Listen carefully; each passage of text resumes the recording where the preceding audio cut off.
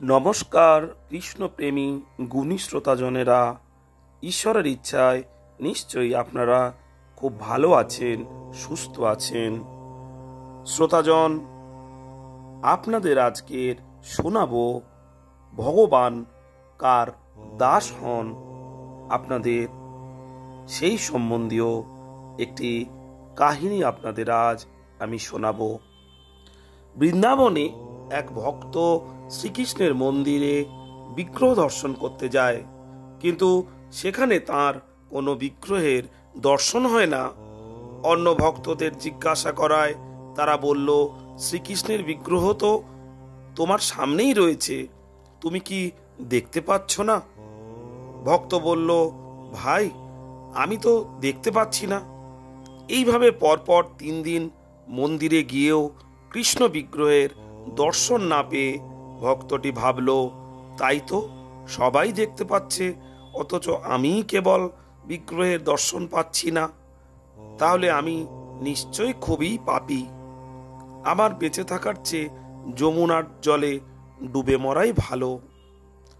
এই ভেবে রাত্রিবেলা যমুনায় ডুবে মরবে বলে সে নদীর দিকে পা বাড়ালো। এদিকে যমুনার ঘাটে এক কুষ্ঠরোগী শুয়েছিল। ভগবান তাকে স্বপ্নে দেখা দিয়ে বললেন, বাছা, এখনই একজন ভক্ত এইখানে আসবে। তুই তার পা দুটো জড়িয়ে ধরবি আর বলবি, বাবা, আমার কুষ্ঠ ভালো করে দাও। তার কৃপায় তোর কুষ্ঠরোগ সেরে যাবে। কুষ্ঠরোগী উঠে বসলো আর রাস্তার দিকে চেয়ে অপেক্ষা করতে লাগলো। ওই ভক্তটি যখন তার কাছে উপস্থিত হলো, অমনি সে তার পা দুটি জড়িয়ে ধরলো। কাঁদতে কাঁদতে বলল, বাবা, আমায় কৃপা করো, আমার কুষ্ঠ ভালো করে দাও। ভক্তটি বলল, ওরে শোন শোন, আমি এক মহাপাপী, মন্দিরে ঠাকুরও আমাকে দর্শন দিতে অপারগ। এই বলে ভক্তটি পা ছাড়াবার চেষ্টা করলো, কিন্তু কুষ্ঠরোগী তাকে কিছুতেই ছাড়ল না। কুষ্ঠী বলল, প্রভু, তুমি একবার সম্মুখে শুধু বলো তোর কুষ্ঠ ভালো হয়ে যাক। ভক্তটি বলল, সে যোগ্যতাও আমার নেই ভাই। কুষ্ঠী যখন খুবই কাকুতি মিনতি করতে লাগলো, তখন ভক্তটি বাধ্য হয়েই বলে ফেলল, বেশ বলছি, ভগবান, এর কুষ্ঠ ভালো করে দাও। বলতে না বলতেই কুষ্ঠ লোকটির রোগ কোথায় মিলিয়ে গেল। তখন সে তার স্বপ্নের কথা ভক্তটিকে জানিয়ে বলল, ভগবানই আমাকে স্বপ্নে কথা শিখিয়ে দিয়ে গেছেন। এই বৃত্তান্ত শুনে ভক্তটি চিন্তা করল, তাহলে আজ মরব না। তারপর সে যমুনার ঘাট থেকে আবার ফিরে মন্দিরে এলো। আর আশ্চর্য, এবার ভক্তটির মন্দিরে বিগ্রহ দর্শন হলো। ভক্তটি তখন ঠাকুরকে সাষ্টাঙ্গে প্রণাম করে জিজ্ঞাসা করল, প্রভু, প্রথমে আপনি কেন আমাকে দর্শন দিলেন না?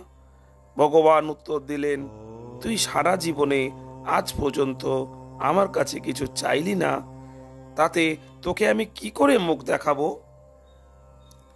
এখন বলে দিলি এর কুষ্ঠ ভালো করে দাও, তো এখন তোর কাছে মুখ দেখাবার যোগ্যতা লাভ করলাম। এর তাৎপর্য হলো, যে কিছু চায় না ভগবান তার দাস হয়ে থাকেন। হনুমান শ্রীরামচন্দ্রের নিষ্কাম সেবাই করতেন, তাই ভগবান তার দাসত্ব স্বীকার করেছিলেন, তার কাছে ঋণী হয়ে গিয়েছিলেন। যে সেবা করে সেই বড়, আর যে সেবা গ্রহণ করে সে হয়ে যায় ছোট। কিন্তু ভগবান এবং তার প্রেমিক ভক্তদের ছোট হাতে কোনো লজ্জা নেই। তার ইচ্ছা করে ছোট হয়ে থাকতে ভালোবাসেন। ছোট হয়েও বাস্তবে তারা ছোট হন না, বরং বড় হওয়ার যে অভিমান সেটা তাদের থাকে না। শ্রোতাজন, সেবাই বড় ধর্ম। জীবকে সেবা করবেন, সেবার মধ্যে লুকিয়ে আছে প্রকৃত ঈশ্বর সাধনা।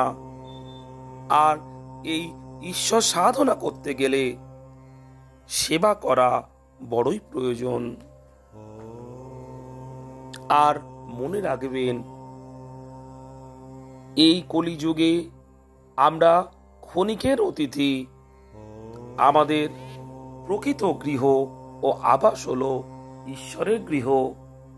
সেখানে পৌঁছতে গেলে ঈশ্বর চিন্তার মধ্য দিয়ে ছাড়া অসম্ভব।